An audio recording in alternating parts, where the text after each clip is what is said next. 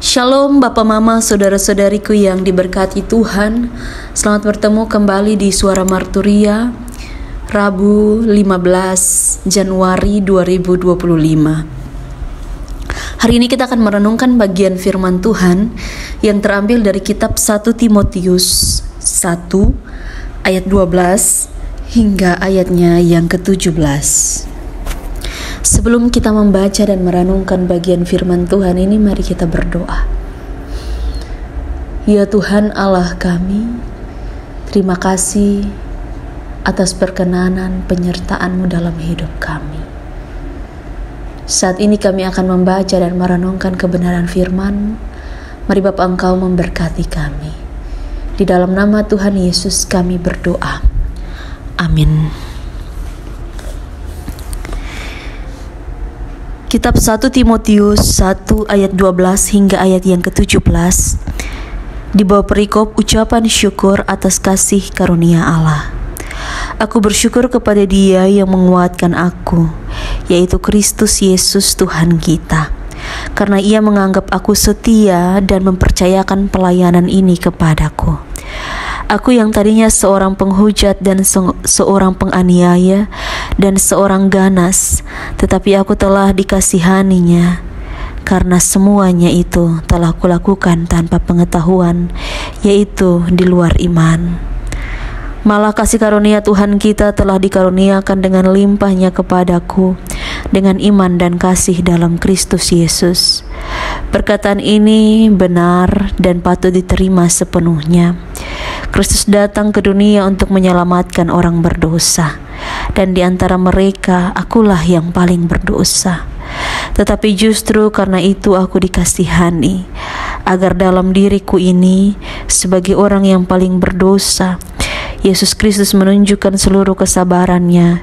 Dengan demikian, aku menjadi contoh bagi mereka yang kemudian percaya kepadanya dan mendapat hidup yang kekal. Hormat dan kemuliaan sampai selama-lamanya bagi Raja segala zaman, Allah yang kekal, yang tak nampak, yang esa. Amin. Demikian jauh pembacaan firman Tuhan. Yang dikatakan berbahagia adalah setiap kita yang tidak hanya membaca firman Tuhan, tetapi juga yang mau melakukan firman Tuhan di dalam kehidupan setiap hari. Bapak Mama, saudara-saudariku yang diberkati, tema yang menuntun kita di dalam perenungan pada saat ini adalah hidup baru selalu bersyukur. Manusia baru, hidup baru, tahun baru, kebaikan-kebaikan yang terus baru. Apakah sudah dinampakkan oleh kita sebagai ciptaan baru? Ciptaan baru yang dikerjakan oleh Yesus Kristus. Kehadirannya membuat kita terus diperbaharui. Kehadirannya membuat kita terus ada dan berubah sampai kapanpun.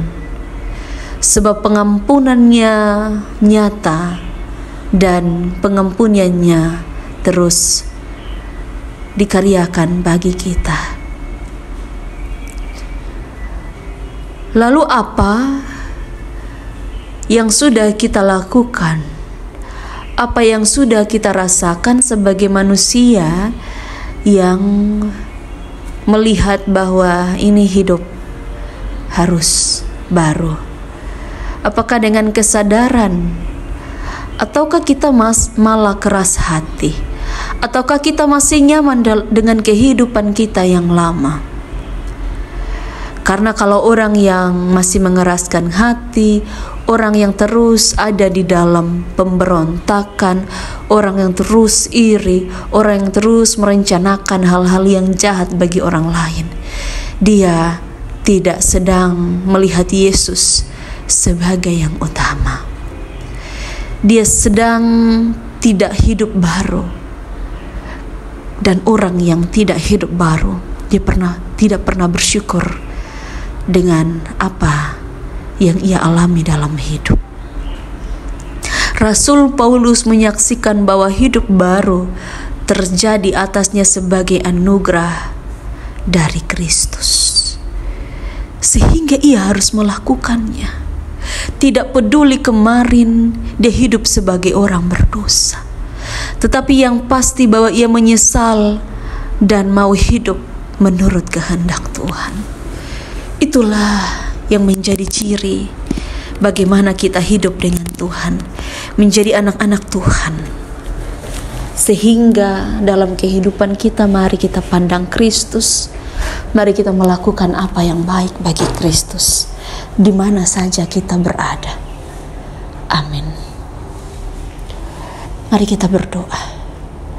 Ya Tuhan Allah kami bersyukur, kami berterima kasih atas segala sesuatu yang sudah kami terima, bahkan melalui firman Tuhan. Mari Tuhan memberkati. Di dalam nama Tuhan Yesus kami berdoa. Amin. Terima kasih telah mendengarkan suara Marturia. Tuhan Yesus memberkati kita semua. Shalom.